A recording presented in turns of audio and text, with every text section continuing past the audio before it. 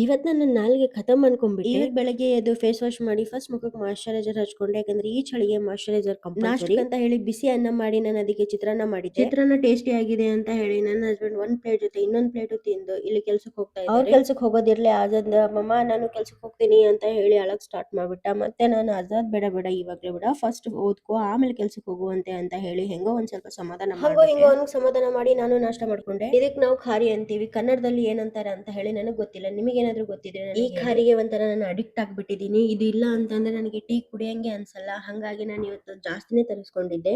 Husband ಕೆಲ್ಸಕ್ಕೆ ಹೋದ್ಮೇಲೆ ಈ ಮನೆಗೆ ನಾನೇ ಮಹಾರಾಣಿ ಅನ್ನೋ ಫೀಲ್ ಬಂತು. ಮನೆ ಎಲ್ಲ ಒಂದ್ ರೌಂಡ್ ಹಾಕಿದ್ಮೇಲೆನೆ ಗೊತ್ತಾಗಿದ್ದು ಫಸ್ಟ್ ಮನೆ ಕ್ಲೀನ್ ಮಾಡ್ಬೇಕು ಆಮೇಲೆ ಮಹಾರಾಣಿ ಪಟ್ಟ ಅಂತ. ಇಲ್ಲಿ ನನ್ ಮಗ ಅಮ್ಮ ನಾನೇ ಮನೆ ಕ್ಲೀನ್ ಮಾಡ್ತೀನಿ, ನೀನ್ ಆರಾಮಾಗಿ ರೆಸ್ಟ್ ಮಾಡು ಅಂತ ಹೇಳ್ದ.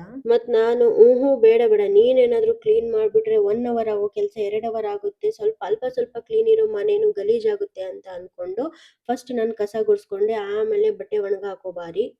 ಸ್ನ್ಯಾಕ್ಸಿಗೆ ಅಂತ ಹೇಳಿ ನಾನು ಇಲ್ಲಿ ಮಖಾನ ಮಾಡ್ತಾ ಇದ್ದೀನಿ. ಫಸ್ಟ್ ಅದನ್ನ ಚೆನ್ನಾಗಿ ನಾನು ರೋಸ್ಟ್ ಮಾಡ್ಕೊಂಡೆ. ನಾನು ಅನ್ಕೊಂಡೆ ಬಿಸಿ ಇಲ್ಲ ಅಂತ ಹೇಳಿ, ಸಿಕ್ಕಾಪಟ್ಟೆ ಬಿಸಿ ಇತ್ತು. ನನ್ನ ನಾಲ್ಗೆ ಸುಡ್ತಾ ಉಳಿತು. ಬೆಲ್ಲನ ಕರಗಿಸ್ಕೊಂಡು ಅದ್ರ ಮೇಲೆ ಸ್ವಲ್ಪ ತಿಲ್ಲೋ ಹಾಗೆ ಮತ್ತೆ ಮಖಾನ ಹಾಕಿ ಫ್ರೈ ಮಾಡ್ಬಿಟ್ರೆ ಮಖಾನ ಸ್ವೀಟ್ ರೆಡಿ ಇರುತ್ತೆ.